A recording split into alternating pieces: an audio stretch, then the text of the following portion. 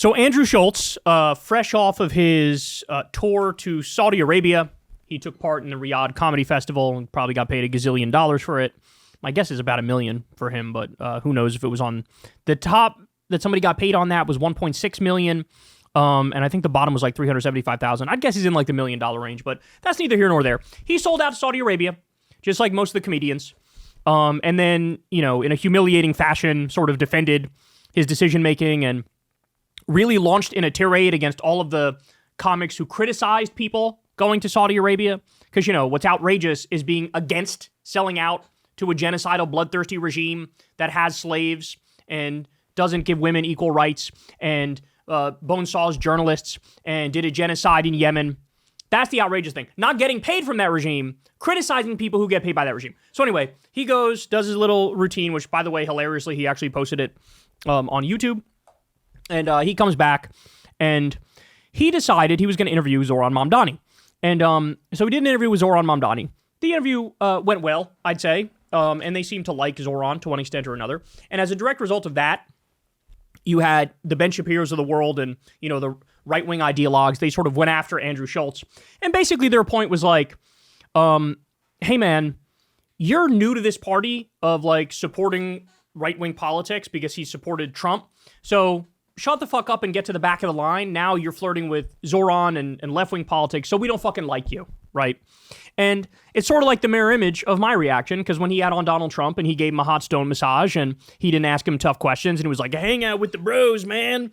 I had the same reaction, like, you don't know what you're doing. You don't know what you're talking about. You don't know what you're doing. If you're going to get involved in the political arena, you have to know some shit about politics. You have to know some shit about policy. You have to know what the stakes are.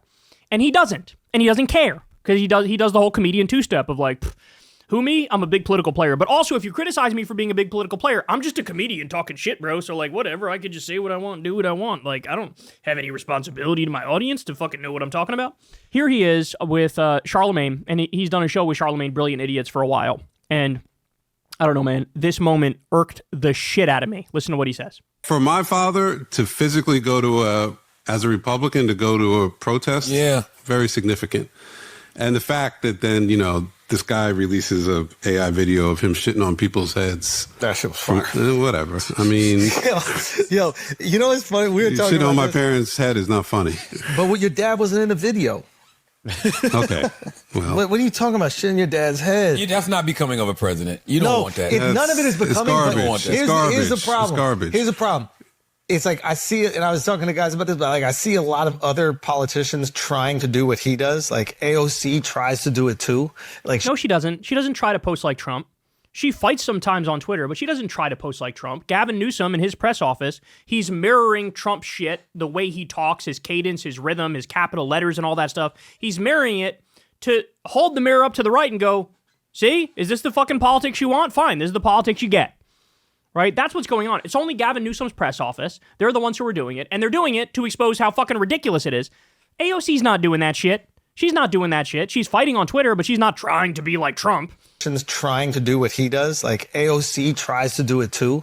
Like, she's trying to like own people on Twitter, and it's like, if Trump just got a thing where he's funny. It is what it is. We all acknowledge this. He is funny, so he gets away with shit that most people can't get away with because he's funny. But when I see the other politicians doing it, it just comes across so cringe.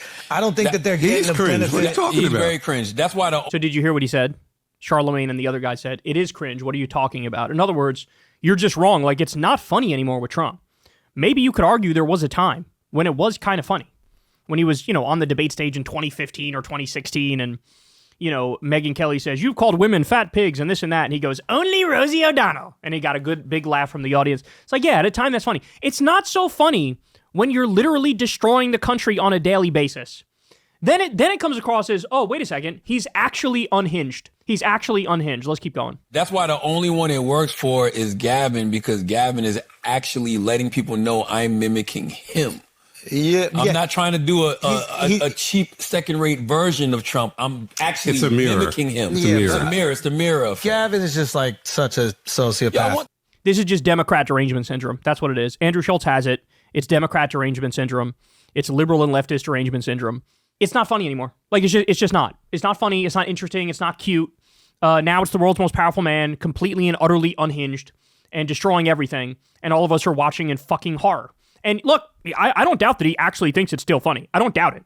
But that's why, you're still hanging on to like this anti-woke comedy thing is really where it's at. Like, no, I don't know if you noticed, there's like 17,000 fucking YouTube channels now dedicated to shitting on the entire Rogan sphere and exposing how you guys are hypocrites and you're full of yourselves and you're not funny and you all hit the same fucking 4 topics over and over. How many times are you gonna tell a fucking trans joke, right?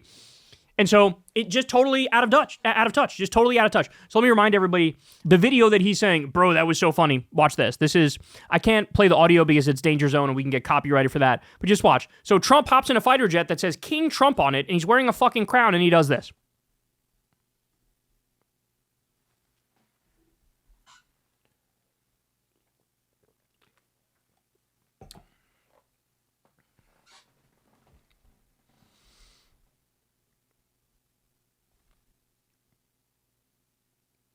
So you watch that and you go, now it just comes across as childish and dumb and stupid, right?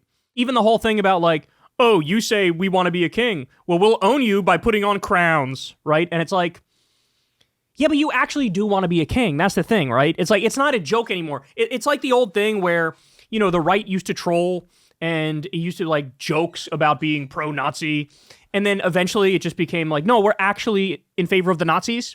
And so like the thing that starts out as the troll becomes reality. Just like now what they're doing, Trump 2028, the hats that say Trump 2028. And they joke and they meme about it and fucking JD Vance does it. Eventually it'll be, no, he's going to try to stay in for 2028. That's actually what's going to happen. And you look at the list of shit they're doing in order to try to steal 2026 and steal 2028. So it's not fucking funny when it's not a joke. Like it's actually not a joke.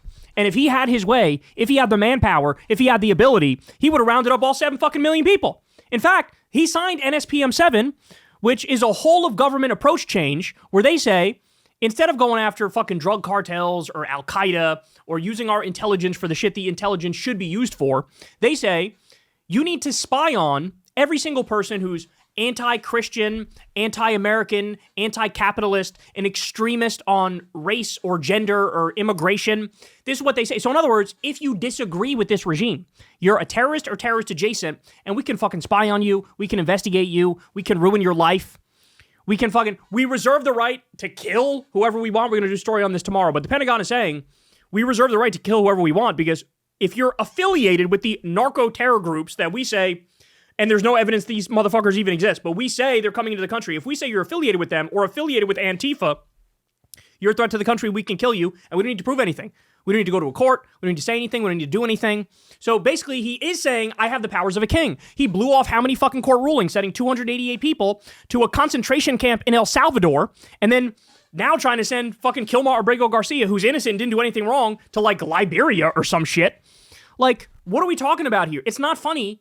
Because he's actually serious when he says this stuff, when he does this stuff. And so I think that's why people are beginning to turn on Andrew Schulz in particular, is because Andrew Schulz really positioned himself as like, I'm like the Rogan Sphere political guy, right? Like I'm the most political of the Rogan Sphere comedians, right up there with Tim Dillon, for example. And what people noticed is, oh shit, you don't know what the fuck you're talking about. Like you have no idea what you're talking about anything.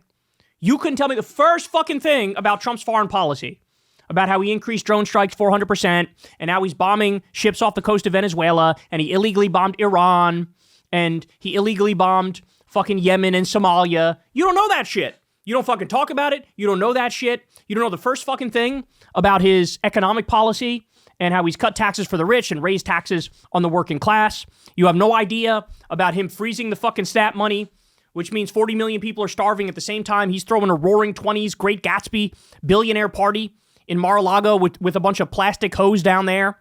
Like, so look, here's the thing. And this goes for everybody, whether you're on fucking CNN or you're in the Rogan Sphere or whatever the fuck. If you don't know what the fuck you're talking about, shut the fuck up about politics. I'm sorry. This country is in too fucking volatile a position to have some assholes who think they're special when they don't know dick go out there and run their mouth and portray themselves as some kind of experts. Wasn't he on like the cover of a fucking The New Yorker or like New York Magazine, and it was a picture of Andrew Schulz, and it was like acting like he's the political future of media or some shit? And it's like, I'm sorry, you can't give a fucking hot stone massage to both Zoran and fucking Trump and act like that's coherent. That just means you don't know what the fuck you're talking about. You can be like the enlightened centrist vibes guy, but then like, sorry, but you can't talk about politics all the fucking time if you're the enlightened centrist vibes guy. Because kind of the point of that character is they don't know dick and they're not all about politics. He's trying to have it both ways. I'm the enlightened centrist vibes guy, but I talk about politics all day, every day. And it's like, you know what? We've had enough. People have had enough. We've had enough of these fucking brosphere idiots who think they know stuff about politics when they don't, fucking running their mouths, convincing a bunch of impressionable young men to vote for Republicans. Then these Republicans get in power and they're bombing every single fucking country. They're destroying the social safety net. They're cutting 94 million pounds of food from going to the food bank. So now the food stamps are cut and the food banks have a shortage. So now people are just fucking going hungry, right? Maybe if you don't take this stuff seriously, pick something else to talk about. And that's where we are with these guys. That's where we are. So, but thankfully, I like how Charlemagne stood up there. I like how the other person in the room stood up there. And yeah, I mean, without a doubt, there's other pockets online that are just not buying what the Rogan Sphere is selling. And I'm sorry, it doesn't land anymore. And that's why you have 17,000 channels making fun of the Rogan Sphere, making fun of Rogan himself, making fun of Tim Dillon, making fun of Andrew Schulz, making fun of fucking Andrew Santino being two-faced about the comedy civil war. It's like, enough already. Trump is destroying this country, and if you're not acknowledging that, your head is so far up your fucking ass you can't see straight. If you're still giggling, it's so tired. It's so tired, all of his like, fucking, oh, look at me, I'm like the edgy shit-posting president. It's so fucking tired. It's fine when everything's going swimmingly, and you want to let her rip and have some fun as the president. But if you're posting shit like this, at the same time, we're on the brink of a fucking Great Depression. You're posting this at the same time, inflation is skyrocketing and unemployment is fucking skyrocketing, and the AI bubble is 17 times bigger than the internet bubble at its peak. I don't know. A little bit out of fucking place, isn't it? Don't you think? Hey, y'all, do me a favor and like and subscribe. It helps out big time in the algorithm. Click the bell as well for notifications when videos drop. And watch that video on screen right now. You know you want to.